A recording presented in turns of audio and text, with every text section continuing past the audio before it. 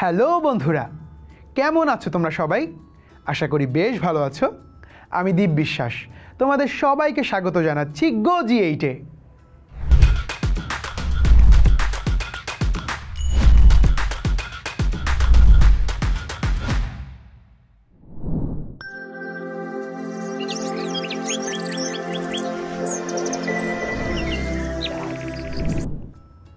বন্ধুরা, আজ আমরা পড়ব একাদশ দ্বাদশ শ্রেণীর ব্যবস্থাপনা প্রথম পত্র বইয়ের অষ্টম অধ্যায়, অর্থাৎ ব্যবসায়ের আইনগত দিক। বন্ধুরা, চলো তাহলে দেখে নেই আজ আমরা কী কী বিষয় নিয়ে আলোচনা করতে যাচ্ছি। প্রথমে আমরা আলোচনা করব ব্যবসায়ের আইনগত দিকের ধারণা এবং এরপরে পেটেন্টের ধারণা।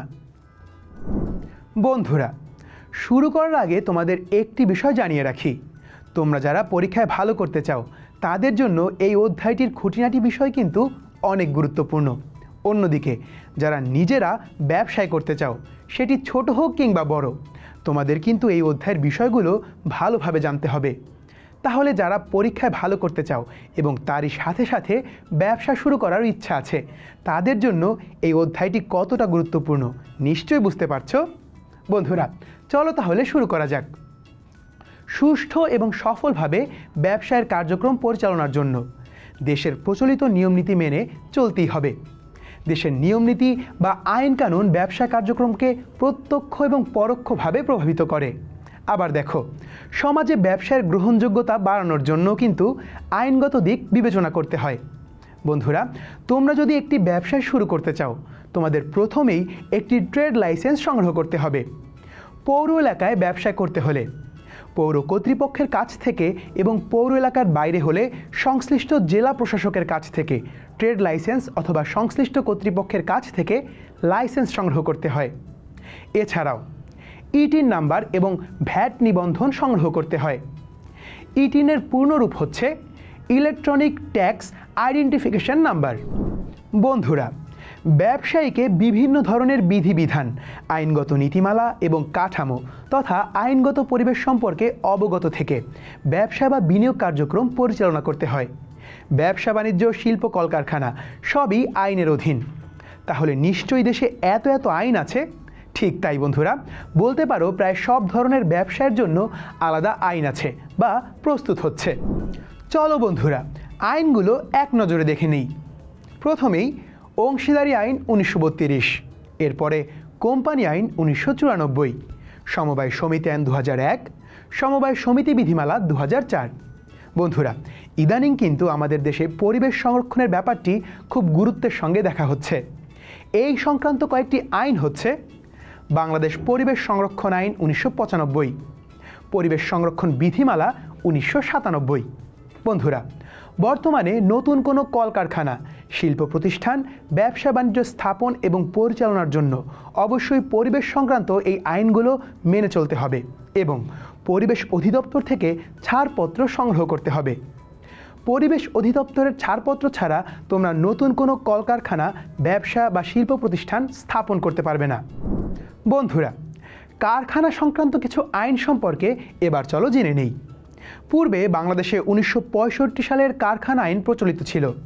বর্তমানে নতুন কারখানা স্থাপন, নিবন্ধন এবং লাইসেন্স সংগ্রহ করার ক্ষেত্রে 2006 সালের শ্রম আইন অনুসরণ করা হয়। এছাড়া বিল্ডিং কোড মেনে স্থাপনা প্রতিষ্ঠা করতে হয়। এছাড়া নতুন বা অস্থায়ী শিল্প কারখানা স্থাপন এবং পরিচালনার জন্য বাংলাদেশ ক্ষুদ্র এবং কুটির শিল্প কর্পোরেশন থেকে নিবন্ধন করতে হয়। বন্ধুরা, এবারে টপিকও বেশ গুরুত্বপূর্ণ, যার নাম হচ্ছে পেটেন্ট। পেটেন্ট হলো একচেটিয়া অধিকার যা কোনো ব্যক্তির পক্ষে অনুমোদন করা হয়। নতুন পণ্যের প্রবর্তক স্বীকৃতি হিসেবে পেটেন্ট অধিকার লাভ করে। বিজনেস ডিকশনারিতে বলা হয়েছে, পেটেন্ট হলো সীমিত, বৈধ, একচ্ছত্র অধিকার যা কোনো ব্যক্তি বা ফার্মকে উদ্ভাবনের জন্য তৈরি, ব্যবহার এবং বিক্রয়ের অনুমতি দেওয়া হয় এবং অন্যরা এটি করতে পারে না। বন্ধুরা, পণ্যের প্রবর্তক হিসেবে ব্যক্তি বা প্রতিষ্ঠান যে অধিকার ভোগ করে তাকে পেটেন্ট রাইট বলা হয়। পেটেন্ট হলো বুদ্ধিবৃত্তিক সম্পদ।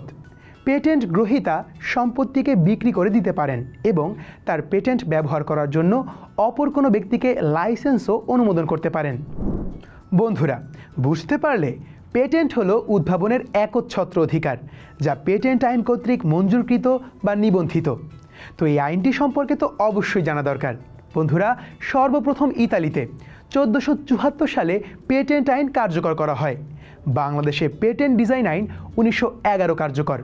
এর আওতায় 20 বছরের জন্য পেটেন্ট অধিকার দেয়া হয়।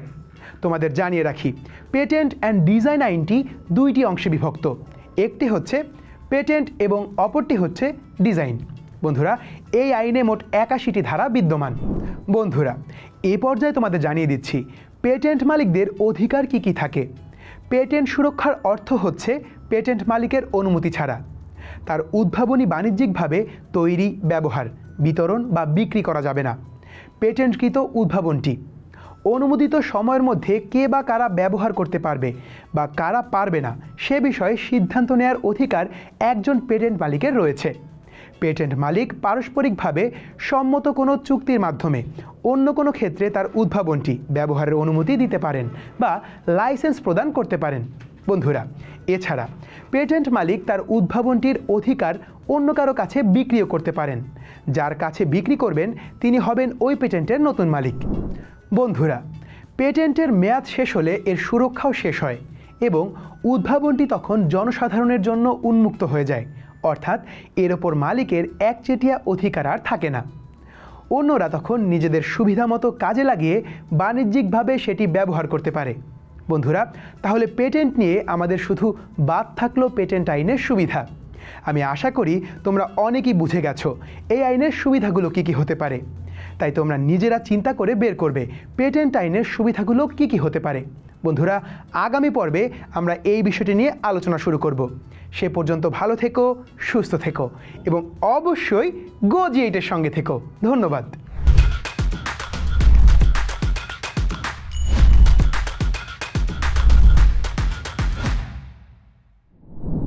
চলো বন্ধুরা, এতক্ষণের আলোচনা থেকে কিছু গুরুত্বপূর্ণ নোটস দেখে নিই।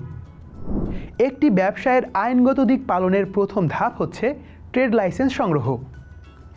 বাংলাদেশে প্রচলিত কয়েকটি উল্লেখযোগ্য আইন হচ্ছে অংশীদারি আইন 1932, কোম্পানি আইন 1994, সমবায় সমিতি আইন 2001, সমবায় সমিতি বিধিমালা 2004, বাংলাদেশ পরিবেশ সংরক্ষণ আইন 1995, বিল্ডিং কোড ইত্যাদি। পেটেন্ট হলো একচেটিয়া অধিকার যা কোনো ব্যক্তির পক্ষে অনুমোদন করা হয়।